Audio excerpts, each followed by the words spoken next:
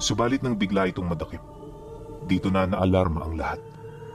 At sa puntong yun, doon na rin niya nalaman ang problemang ginawa niya. Pagdating nito sa kanyang amo, ora mismo itinakwil siya nito, kasabay ng mga babalang wag na siyang babalik sa lugar na yon. Ganon din ang ginawa ng kanyang mga kaibigan, kaya sa isang iglap, pakiramdam niya tinalikuran na naman siya ng mga taong minsan niyang itinuring na pamilya. Wala mang kamalay-malay sa kasalukuyang nangyayari, napilitan siyang umalis ng baryo para iligtas ang kanyang sarili. At para magawa ito, nagtago siya sa mga kabundukan. Hindi niya alintana kung saan siya makakarating dahil ang tanging mahalaga lang, matakasan ng mga taong humahabol sa kanya kahit wala pa man siyang nakikita at napapatunayan ukol sa pag-iral ng mga ito. Siya kasi ang tipo ng tao na madali mong mapaniwala. Kaya naman kapag tinakot mo ito, asahan mong gagawa ito ng mga bagay na hindi mo aakalain. Lumipas ang araw at linggo, kung saan-saan na siya noon nagpalaboy-laboy. Wala mang klarong direksyon, nagpatuloy siya sa pag-usad hanggang sa dito na dumating ang araw na makasilay siya ng armadong grupo na bumubuntot sa kanya. Siya ang unang nakakita rito, kaya naman bago pa siya nito matunugan, nagawa na niyang makapagtago. Sa puntong yun, dito na mas lalong lumakas ang kanyang kutob, kaya naman habang naglalakad, gumawa na siya ng patibong kung sakali mang mapadaan ang mga taong yon sa kanyang dinaraanan. Ang hindi lang noon mawari ni Baldomero, paano siyang natunto nito? 4 na araw ang lumipas pagkatapos niyang masipat ang grupo. Tuluyan na nga siya nitong natagpuan. Walang sabi-sabi, agad siya nitong pinaputukan hanggang sa matamaan nito ang kanyang binti. Hirap na hirap man, pilit siyang umusad sa pagbabaka sakaling makakaligtas pa siya. Ang kaso lang, sadyang napakatitinik ng mga kalaban niya, kaya sa loob lamang ng maikling panahon, naabutan siya ng mga ito. Dali-dali din siya nitong pinatayo at pinagsusuntok hanggang sa mapasukan na siya ng dugo. Matapos nun, nagdesisyon ng mga ito na iwan siyang buhay sa lugar na yon. Ayon kasi sa isa sa mga mersenaryo, na sa sobrang layo ng napuntahan nila, hindi na siya makakaligtas pa. At upang masigurong magkakatotoo ito, binalian siya nito ng mga binti at 3 beses na inundaya ng saksak sa tagiliran. Siniguro rin ng mga itong lutay-lutay ang kanyang mga daliri upang hindi na niya masubukan pang gamutin ang kanyang sarili. Matapos ang pagpapahirap ng mga ito, para siya nitong basurang iniwan. Bagaman may malay pa, di na rin siya umaasang mabubuhay pa. At ang tanging hinihintay na lamang niya noon ay ang pagdating ng kanyang kamatayan. Subalit pagsapit ng gabi, nang medyo kumalma ng konti ang kanyang mga nararamdaman, may nakita siyang kakaibang mga ibon na umiikot sa itaas kung saan siya naroon. Ang nasa isip niya, naghihintay lang ang mga ito na mamatay siya, ngunit pagtalikod ng araw sa kalupaan, dito niya nakita ang isang matandang lalaki na biglang tumayo sa kanyang kinaroroonan. Nakangisi ito habang nakatingin, tapos yung mga mata nito, kapansin-pansin na namumukod tangi sa napakadilim na paligid. Nagkukulay ginto kasi ito, indikasyon na hindi yun isang ordinaryong tao. Ilang minuto pa ang lumipas, lumapag na sa paligid niya ang mga alaga nitong ibon.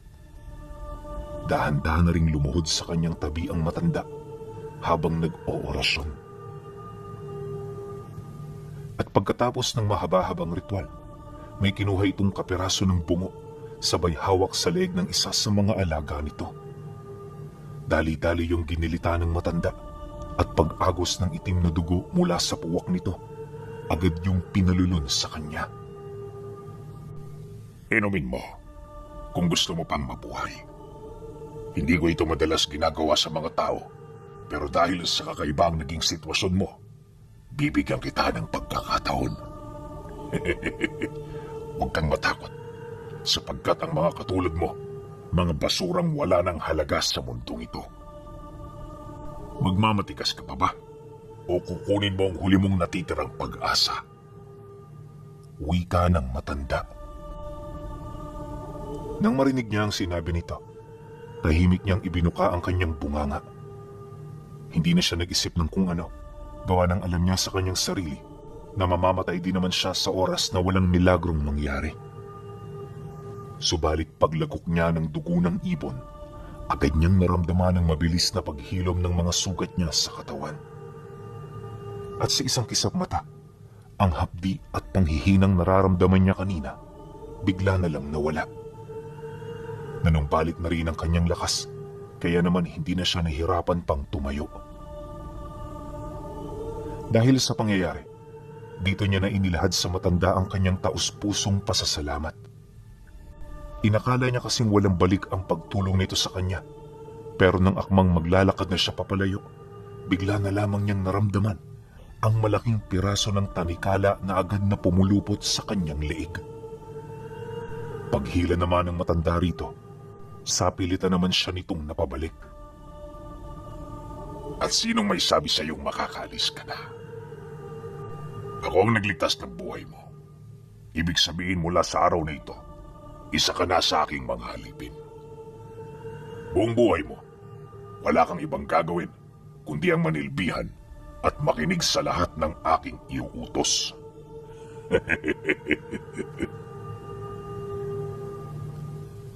Pagkarinig naman niya sa sinabi nito, animoy lahat ng kanyang pag-asa bigla na lamang naglaho.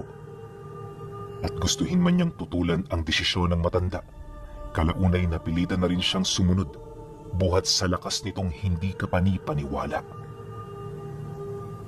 Matapos ang kanilang naging pag-uusap, sinama siya nito sa luma nitong bahay na nakatago sa mga kabundukan. Sa lugar na yon, hindi gaanong tumatama ang sikat ng araw dahil sa lapad ng mga sanga ng mga balete at akasyang nakapalibot sa kanila. Ayon pa sa kanya na, kung titingnan sa malayo, hindi mo akalaing may nakatira doon, buhat sa napakaliblib nito. Ngunit kapag pinasok mo ito, dito mo masisilayan ang isang malawak na patag na merong malaking bakuran. Malinis tingnan ng lugar, kahit punong-puno ito ng mga tuyong dahon. May mga itim na rebulto ring nagsisilbing palamuti sa paligid nito, pero kapag sumasapit na ang gabi, nagiging mga nilalang ito na animoy umaahon sa mga bato. At ang mga nilalang na yan ang nagsisilbing pangunahing proteksyon ng matanda. Matapos naman niyang nasilayan ng lahat-lahat, dito na nito inalis ang nakapulupot na tanikala sa kanyang leeg. Ilang minuto pa ang lumipas, binuksan na rin ito ang pinto kung saan dito tumambad sa kanya ang mga labi ng hindi mabilang ng mga tao na nakasabit sa kisame ng bahay. Bawat sulok din ito, may mga nakikita siyang sulok na umaraw-mano gumabi, patuloy na nagliliyab. Lahat din ng kagamitan, pawang mga antigo na, halos aakalain mo na ilang siglo na ang tanda nito. Matapos naman niyang masilayan ang lahat ng iyon, utos lang ng matanda, bumukas ang lahat ng bintana. Dito na rin nagsimulang lumapit ang mga kasambahay at katulong nito na pawang mga ordinaryong tao. Ngunit ang mga taong iyon, malayong-malayo na sa mga normal dahil ang itsura nito ay halos hindi mo na masasabing tao pa. Punong-puno ito ng langis sa katawan. Meron itong humpak na mga pisngi. Walang ngipin ang mga gilagid at higit sa lahat, may mga tiyan itong kasing laki ng tiyan ng 9 na buwang buntis na babae. Punong-puno rin ito ng mga sugat at animoy hindi nito alintana ang napakasangsang nilang amoy. Pagsilay naman ng matanda sa kanyang mga alipin, dito na siya nito ipinakilala.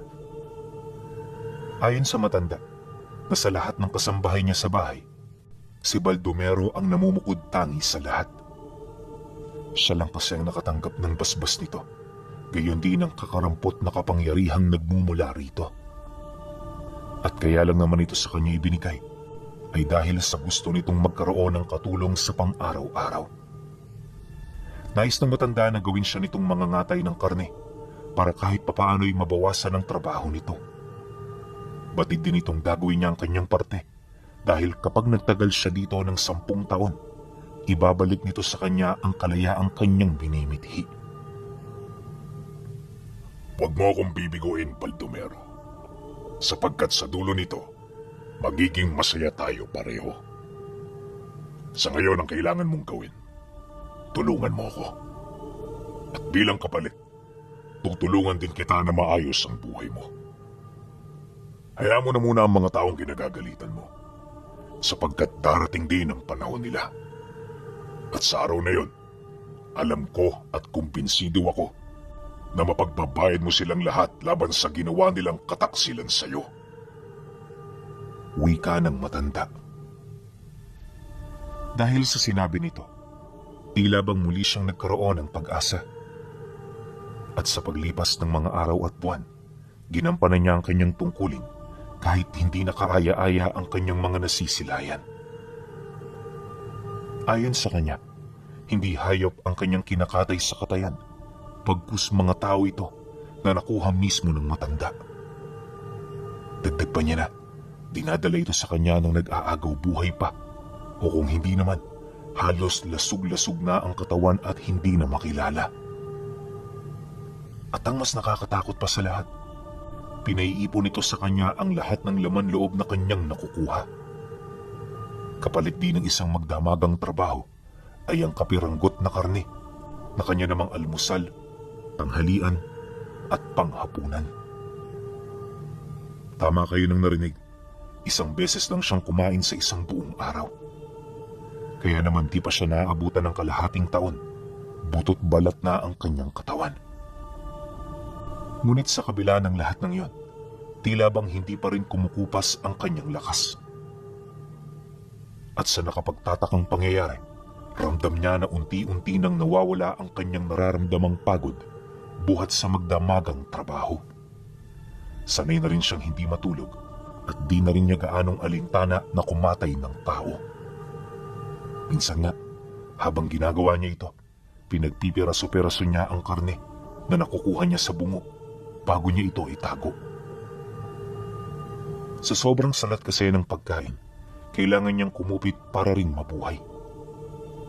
At habang tumatagal, unti-unting nabubuo sa kanyang isipan ang kanyang plano. Gusto niya nang makaalis dito, at para magawa yan, kailangan niyang paslangin ang matanda. Naisip niya na ito na lamang ang paraan para makawala siya sa tanikalang inilagay nito sa katawan niya. Alam ni Baldomero na hindi ito magiging madali, kaya sa loob ng 6 na taong pananatili, maigi niyang pinag-aralan ang lakas at kahinaan ng matanda. Kinabisado rin niya ang kilos ng mga alagad nito at ang mga lugar na pwede niyang daanan kung sakali mang magdesisyon na siya na umatake. Ayon sa kanya, na sa loob ng 6 na taon, ang naging palaisipan at pahirap sa kanya ay kung papaano niya matatakasan ang mga rebultong nagiging mga nilalang tuwing gabi. Yun ang pinakamapanganib sa lahat dahil sa lahat ng alagad ng matanda, ito ang pinakamalakas at pinagkakatiwalaan nito pagdating sa anumang uri ng kumbate. Naniniwala siya na kahit may abilidad siyang mas malakas sa gabunan, hindi niya yun kakayanin.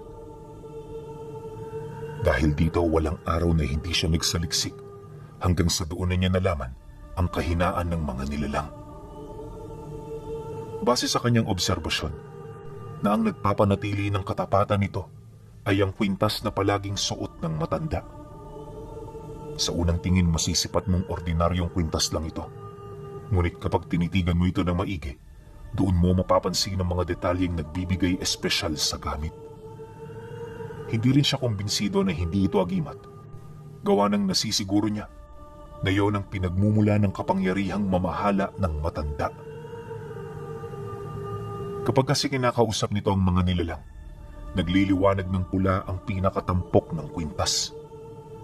Yon ang naging batayan niya, kaya naman dito siya nakakuha ng pag-asa. Isang gabi, nang maisaayos na niya ang lahat ng plano, matyaga siyang naghintay hanggang sa sumapit ang pagpapahinga ng matanda. Alam niya na kapag natulog ito ay nagpapahinga na rin ng mga nilalang. Kaya naman yon ang pinakaangkop na oras upang gawin niya ang kwintas at tuluyan itong mapaslang. Dagdag pa niya na, hindi ito basta-bastang mapapatay ng sandata, ngunit sa ilang taon niyang pagmamasid, nalaman niya kung ano ang mga bagay na makakapinsala rito. Hindi ito binubuo ng mga usal sa kaliwa, bagkus ang tanging makakapatay sa matanda ay yung salamin ng bintana nito na matatagpuan lamang sa loob ng kanyang silid. Kaya niya nalaman ng tungkol sa lihim na yan ay dahil sa aksidenteng nahiwaan ng matanda ang kanyang palad noong sila'y nag-uusap. Pagsilay naman niya rito, agad niyang napansin na ang lahat ng nilalang na nakatingin ay hindi maiwasang magulat. Bawat isa, naniniwalang sintibay ng bakal ang balat ng matanda at walang kahit na anong bagay sa mundo ang makakapinsala rito. At para naman hindi mawala ng tiwala ang mga nilalang, harap-harapan itong pinahilom ng matanda gamit ang sarili nitong laway. Pagkatapos, ipinagpatuloy nito ang pagtatanong na parang walang nangyari. Nakalimutan man yun ng lahat. Para sa kanya, yon ang nag-iisang susi sa kalayaan niya. Habang binabagtas niya ang daan, tila bang lumalakas na rin ang pintig ng kanyang puso. Alam niya na walang puwang ang pagkakamali, gawa ng sa oras na siya ay mabigo, kamatayan ang naghihintay sa kanya. Ilang minuto pa ang lumipas. Abot tanaw niya ang silid nito, kaya mas lalo pa siyang nagdoble ingat. Lahat ng parte ng bahay, pinagmasdan niya ng maigi hanggang sa kauna-unahang pagkakataon na hawakan na niya ang pinto. Dahan-dahan niya itong itinulak kung saan sa loob lamang ng ilang minuto nasipat na niya ang matandang nagpapahinga. Inaasahan na niya na anumang oras magigising ito dahil sa kanyang presensya. Kaya nang mabuksan niya na yon ng tuluyan, agad siyang pumuslit patungo sa bintana upang kunin ang maliit na parte ng salamin. Matapos nun bumalik siya sa pintuan para ito ay maisara at magawa na niya ang inaasam niya. Maya-maya pa, nang masipat niya na yon ng malapitan, hindi na siya nagdalawang isip na yon ay sungkaban.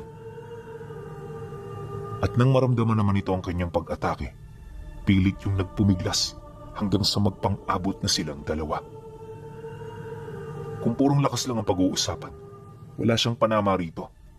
Ngunit dahil sa nakabao na ang salaming hawak niya, ramdam niya ang unti-unti nitong panghihina. Hindi naglaon.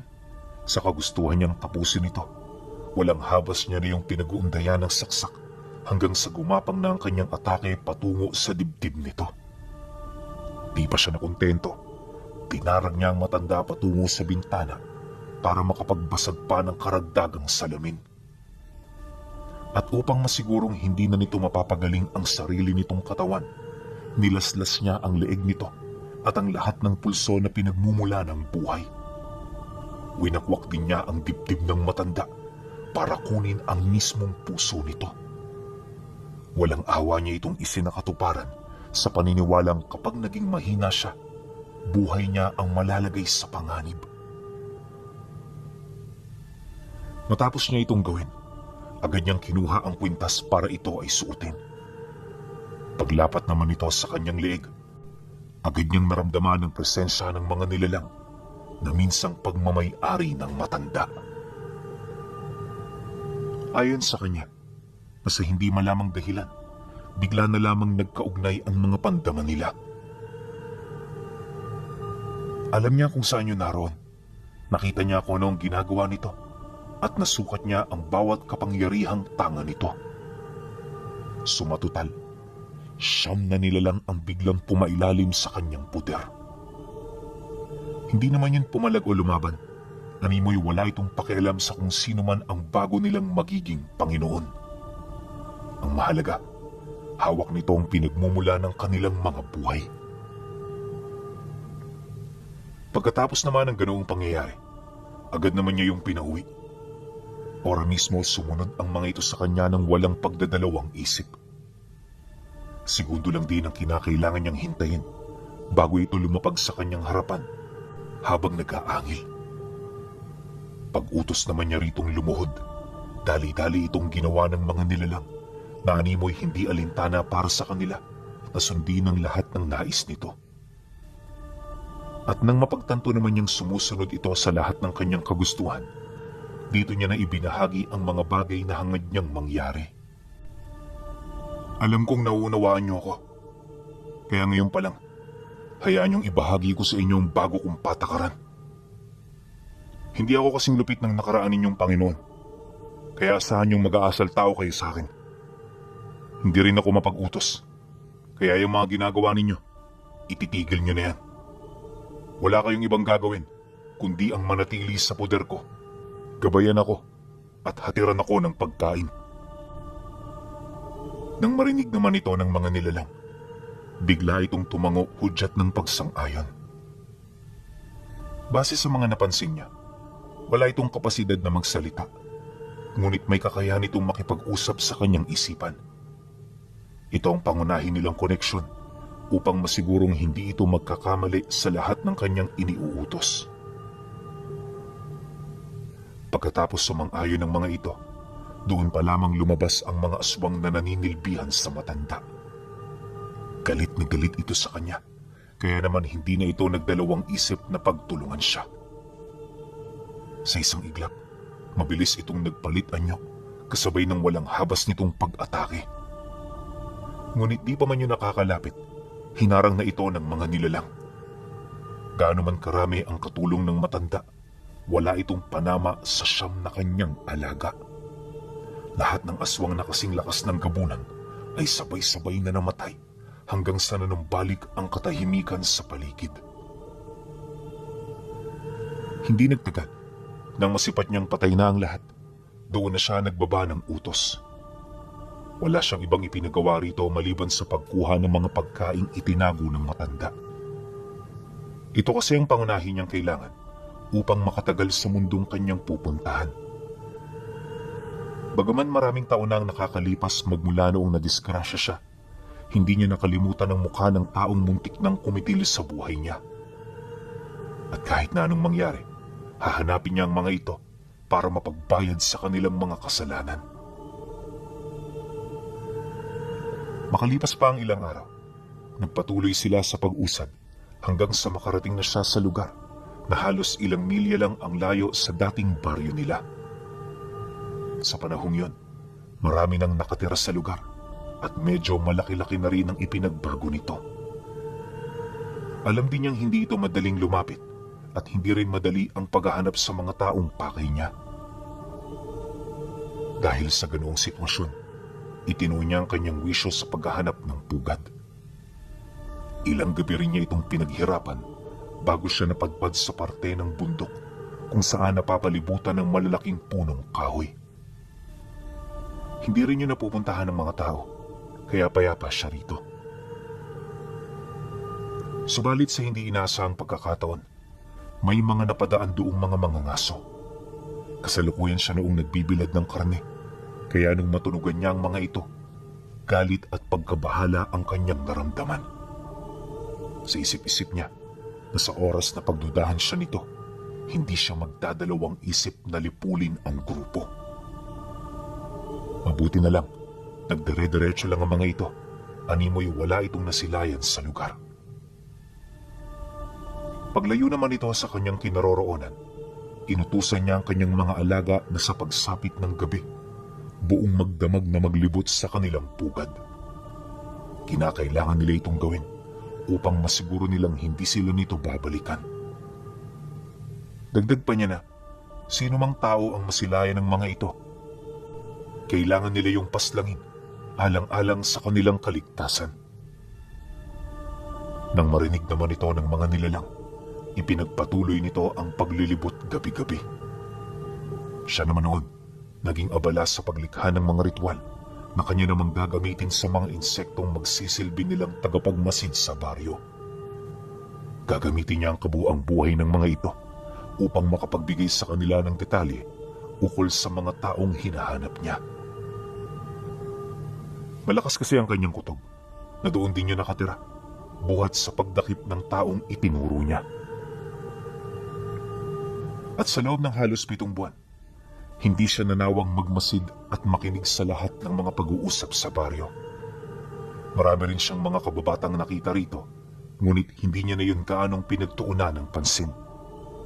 Akala nga niya, matatagalan pa siya sa paghahanap, pero hindi naglaon. Dito niya na natagpuan ang grupo ng mga mersenaryo. Bagaman kulang, sapat na yung rason para sa kanya upang hulihin ang mga ito. Wala rin siyang pakialam kung meron itong pamilya, dahil sa puntong yun, galit ang mas nanaig sa kanya. Alam niya na kapag nadakip niya ang mga ito, magiging madali na para sa kanya na malaman kung sino ang utak ukol sa muntikan niyang pagkamatay. Kinagabihan pagkatapos niya yung matuklasan, hindi na siya nagdalawang isip na kumilos. Sa kalaliman ng gabi, para siyang kamatayang naghahanap ng biktima. Bawat bahay na dinaanan niya, nagkakaroon ng katakatakot na presensya, kaya kahit yung mga taong nagkakasiyahan pa sa tabi ng kalsada, napilitang pumasok sa mga tahanan na hindi naman sa kanila. Bawat isa takot na nagtago sa loob, habang taimtim na nagdarasal na sana'y hindi mabaling sa kanila ang buong atensyon ni Baldomero. Maya-maya pa, pagdating niya sa harapan ng bahay ng taong pakay niya, dito niya nasapilitang binuksan ng pinto. Pagkasira naman ito, tsaka pa lamang pumasok sa loob ang dalawa niyang alipin. Ito na ang kumuha sa taong pakay nila na siya namang dali-dali nitong hinarap sa kanya. Kahit panay pa ang pagpupumiglas ng lalaki, wala na rin yung nagawa kundi ang sumuko at humingi sa kanya ng awa. Iyak ito ng iyak habang idinadahila ng kanyang mga anak at pamilya. Nang marinig naman yun ni Baldomero, inilapit niya sa mukha ng biktima ang nanlilisik niyang mga mata, kasabay ng pagsagot dito ng, "Wala akong pakialam sa buhay mo. Marami akong kailangan, kaya sumunod ka na lang. Dahil kung hindi, ipapakita ko sa iyo kung papaano ko pugutan ng uli ang sanggol na hawak ng asawa mo. Huwag kang magmakaawa, sapagkat ang nilalang na nasa harapan mo ay halangang kaluluwa." Dahil sa kanyang sinabi, dito na mas lalong humagulgol sa iyak ang lalaki. Gayunpaman kahit ano ang pakiusap nito, sadyang hindi yun bumibenta sa kanya. Di nagtagal, nang makuha na rin ng mga alipin niya ang iba pa, agad nilang nilisan ang lugar. Pagbalik nila sa kanilang pugad, dito niya tinanong ang mga ito. Sa bawat pagsisinungaling, buhay ng kanilang pamilya ang kabayaran, kaya naman walang nagawa ang mga taong yun kundi ang umamin. Matapos niyang makilala ang utak ng pagpatay sa kanya, agad niya itong ipinahagilap. Alam niya na nasa baryo lang din ito nakatira, kaya hindi na nahirapan ang kanyang mga alipin na ito ay hanapin at kunin. Pagbalik naman ng mga ito, dala-dala na nito ang taong inilahad ng mga biktima. Pagsilay niya rito, kung ano ang ginawa nito sa kanya, yun din ang ibinalik niya. Di pa siya nakontento, sabay-sabay niya itong sinunog ng walang nararamdamang kahit na ano. Patapos ang pangyayari, doon pa lamang siya lumipat ng lugar. Alam niya na hindi na siya roon pwedeng magtagal, sa kadahilanang nabulabog na niya ang mga albularyong naninirahan sa malapit. Ilang bayan din noon ang pinaglipatan ni Baldomero hanggang sa makita niya ang lugar na karapat-dapat sa kanya. Tumira siya roon sa isang maliit na baryo na merong masaya at marespetong komunidad. At sa kauna-unahang pagkakataon sa loob ng ilang taon, muli niyang nasubukan ng pakikipagkapwa-tao. Ito rin ang naging daan upang magkaroon siya ng panibagong kaibigan. Magmula noon, iniwasan na niyang gumawa ng masama dahil napagtanto niya na hindi habang buhay nasa rurok ang kanyang kapangyarihan. At para magawa ito, ang tanging utos na lang niya sa kanyang mga alagad ay ang pagkuha ng pagkain mula sa mga karating lugar. Yun na lamang ang pinagkakaabalahan ng mga nilalang. Kaya naman kahit papaano, wala nang nakatunog sa mga ito.